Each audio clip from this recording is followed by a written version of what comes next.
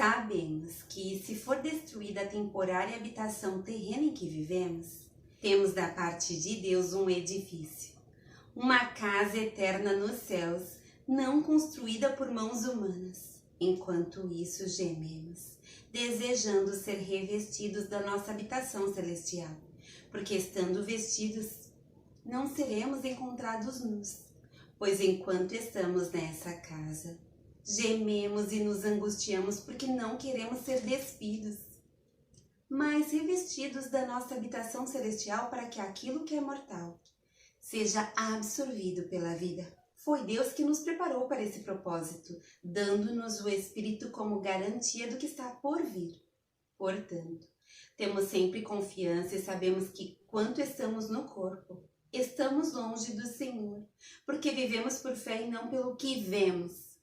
Temos, pois, confiança e preferimos estar ausentes do corpo e habitar com o Senhor. Por isso, temos o propósito de lhe agradar.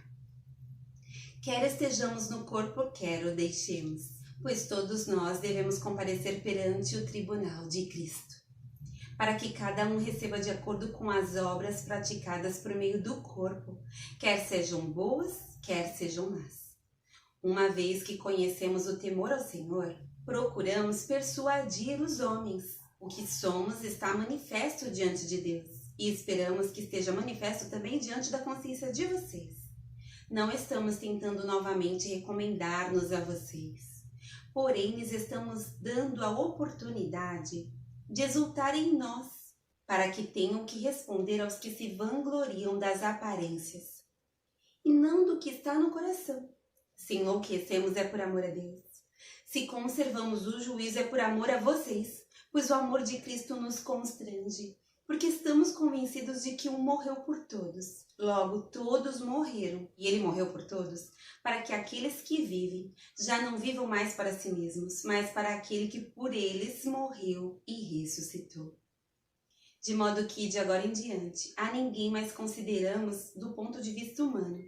Ainda que antes tenhamos considerado Cristo dessa forma, agora já não consideramos assim. Portanto, se alguém está em Cristo, é nova criação. As coisas antigas já passaram, eis que surgiram coisas novas. Tudo isso provém de Deus, que nos reconciliou consigo mesmo por meio de Cristo e nos deu o ministério da reconciliação. Ou seja, que Deus em Cristo estava reconciliando consigo o mundo, não levando em conta os pecados dos homens, e nos confiou a mensagem da reconciliação. Portanto, somos embaixadores de Cristo, como se Deus estivesse fazendo seu apelo por nosso intermédio. Por amor a Cristo, lhes suplicamos: reconciliem-se com Deus. Deus tornou pecado por nós, aquele que não tinha pecado, para que nele nos tornássemos justiça de Deus. Como cooperadores de Deus, insistimos com vocês, para não receberem em vão a graça de Deus, pois ele diz: eu o ouvi no tempo favorável e o socorri no dia da salvação. Digo-lhes que agora é o tempo favorável, agora é o dia da salvação. Não damos motivo de escândalo a ninguém, em circunstância alguma, para que o nosso ministério não caia em descrédito. Ao contrário, como servos de Deus, recomendamo-nos de todas as formas, em muita perseverança, em sofrimentos, privações e tristezas, em açoites, prisões e tumultos, em trabalhos árduos, noites sem dormir e jejuns, em pureza, conhecimento, paciência e bondade, no Espírito Santo e no amor sincero, na palavra da verdade e no poder de Deus, com as armas da justiça, quer de ataque, quer de defesa, por honra e por desonra, por difamação e por boa fama, tidos por enganadores, sendo verdadeiros, como desconhecidos, apesar de bem conhecidos, como morrendo, mas eis que vivemos, espancados, mas não mortos, entristecidos, mas sempre alegres, pobres, mas enriquecendo muitos, outros nada tendo, mas possuindo tudo. Falamos abertamente a vocês, coríntios, e lhes abrimos todo o nosso coração. Não lhes estamos limitando o nosso afeto, mas vocês estão limitando o afeto que têm por nós. Numa justa compensação, falo como a meus filhos. Abram também o coração para nós. Não se ponham em julgo desigual com descrentes. Pois o que tem em comum a justiça e a maldade? Ou que comunhão pode ter a luz com as trevas? Que harmonia entre Cristo e Belial? Que há de comum entre o crente e o descrente? Que acordo há entre o templo de Deus e os ídolos? Pois somos santuário do Deus vivo. Como disse Deus, habitarei com eles, e entre eles andarei, e serei o seu Deus, e eles serão o meu povo. Portanto, saiam do meio deles e separem-se, diz o Senhor. Não toquem em coisas impuras, e eu os receberei. E lhes serei pai, e vocês serão meus filhos e minhas filhas, diz o Senhor Todo-Poderoso. Amados, vimos que temos essas promessas, purifiquemo-nos de tudo que contamina o corpo e o espírito, aperfeiçoando a santidade no temor de Deus. Concedam-nos lugar no coração de vocês, a ninguém prejudicamos, a ninguém causamos dano, a ninguém exploramos. Não digo isso para condená-los, já lhes disse que vocês estão em nosso coração, para junto morrermos ou vivermos.